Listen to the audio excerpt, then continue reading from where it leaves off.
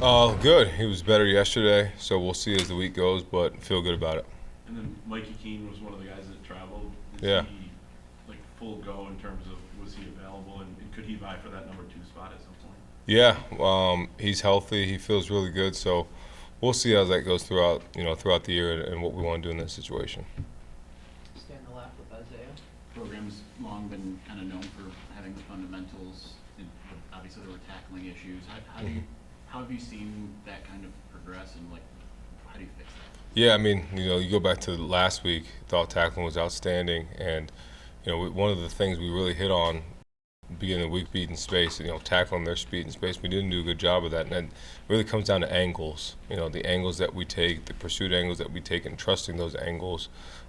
There's so many examples as we go through it, and as we've gone through the tape, been through it many times of how we got to fix it, and players have been in numerous times already to look at it and fix it, and those are the big things we'll continue to attack as we go through the week. On the left, John. Is there a bigger message for this team after a tough one going into the back half of the season? Can you say that again? Is there a bigger message from you to this team going into the back half of this season? I mean, I think the message is pretty simple. Like, the guys understand what happened. They understand it's a loss, and nobody's hurt more for a loss than the players and us, as coaches. So those guys they've been in here, they've been grinding, trying to get better. They're trying to fix all the problems and make sure it doesn't happen again. So the message really is simple. We got to go back to work. That's the reason I got the blue collar jacket on today. We got to go back to work right now. There's no pouting. There's no worrying about it. There's no making excuses for it. That's all we got to do, and that's all I know, and that's what we're going to do right now.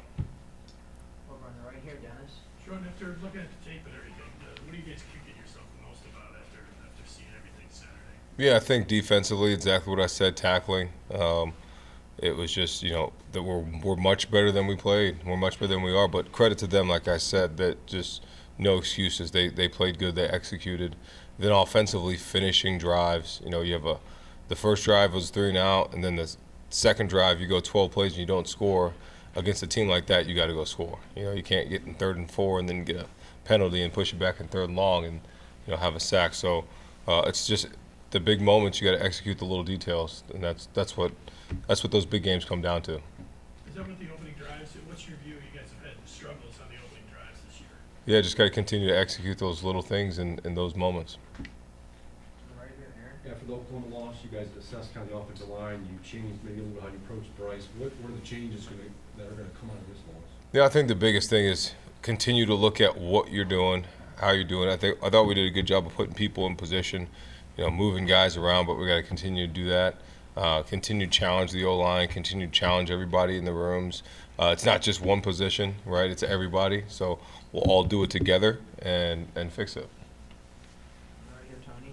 Yeah, tight end has obviously been a staple here for years, but it feels like they haven't been as involved in recent weeks. Is that just sort of how the game has come out? And what do you guys need to do in order to get them more involved? Yeah, I think that was kind of how the game went. Wasn't really on purpose. Obviously Andrew Marsh played a bigger role, and McCulley had a big touchdown, so those things happened, and obviously with the running back. So we'll continue to get those guys involved as we go through the season. And then Bryce, now halfway through the regular season of his freshman year, what do you like most about what he's done? Where are you still hoping to see progression in the back half of this Yeah, poise, his playmaking ability. You see that flash. You continue to see him get better and better.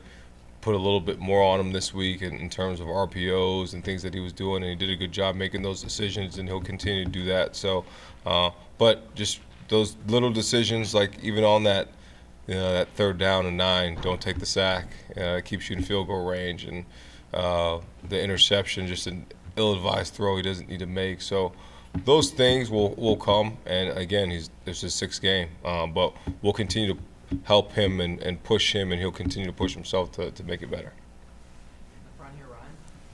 How has Mikey Keene kind of handled this season so far? Obviously, an experienced guy coming in, but then injured, battling through injury, and then now hasn't really gotten much of an opportunity, at least in games so far. He's been great. I mean, he's like a coach around there, so he's been outstanding. Love having Mike around. Love his attitude. Love the way he works.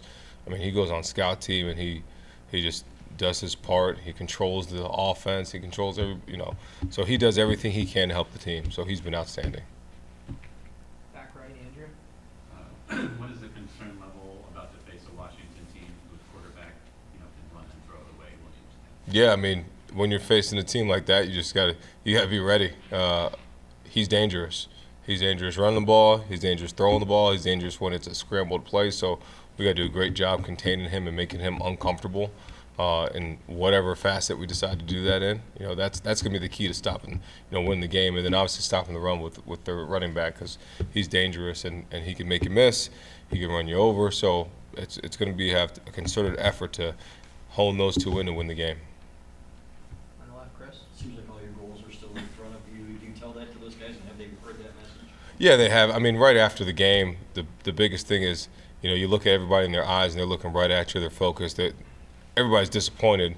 In a loss, that's what happens. You're disappointed about what happened. So our job now is to not worry about every other thing in front of us. It's really just to worry about today and then tomorrow, because you look at college football, you never know what's going to happen. There's wins, there's losses. You don't know who, so you can't predict it. So all we got to do is just get better today, and then figure out how to win this game, and then move on from there. Back left, Alejandro? A lot of talk about the depth on the defense. Do you feel like you found your best 11 out there, and how do you balance the rotation versus having your best 11? Yeah, I think we have. I think there's a good depth, but the 11th becomes 12 and 13.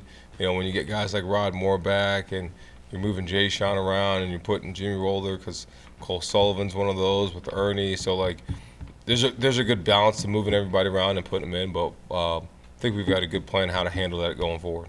In the back there, Angelique? Sherrone, in terms of punting, is there anything you can do to fix this? Seems like it's been problematic. Yeah, it's just been a little inconsistent. And we got to continue to challenge Hudson, because in practice it's 50 yarders, 4 or 5 hangs, 4 or 9 hangs, and then in games it's just been inconsistent. So continue to challenge him, just like we do any other position. In terms of going forward, you talked a lot about execution being an issue, but do you self-scout and the coaching staff, and what can you all do differently going forward? Oh yeah, we self-scout every week. So whether it's alignments, pressures, whatever it is, everything's self-scouted every week. So we make sure that whether you have a tendency, whether you want to keep creating it or play into that tendency, there's something that we do every week to make sure we self-scout that. So we'll continue to do that as we go through the season.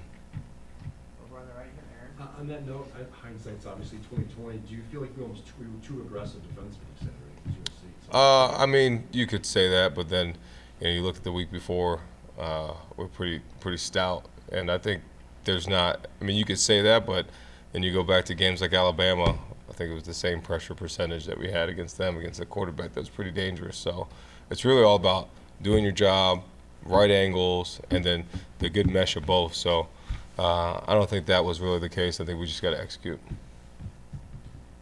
Ryan?